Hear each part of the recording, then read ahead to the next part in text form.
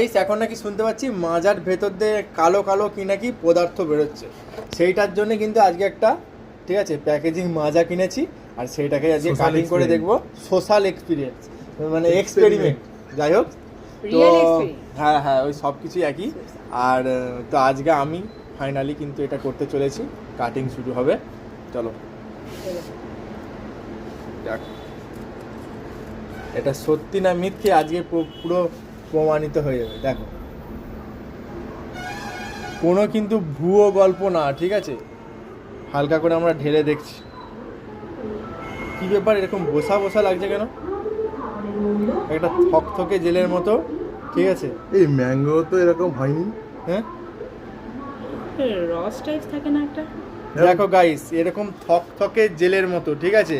আর তোমাদেরকে আমি একটা কথাই বলবো, এরকম ম্যাঙ্গো থেকে কিন্তু তোমরা সব দূরে থাকো, ঠিক আছে। দেখো কিরকম একটা মানে একদম কেমন থ্যাক থ্যাকে জলের মতো, দেখো তোমাদেরকে আমি বলবো এই জিনিসটা একদম দূরে থাকতে, ঠিক আছে। খাবেন একদম কিন্তু খারাপ জিনিস, মানে একদম বাজে। দেখো এরকম এরকম দেখো কিরকম সে ডিমের আঠার মতো কেমন টেল টেল এরকম একটা ভাব, ঠিক আছে।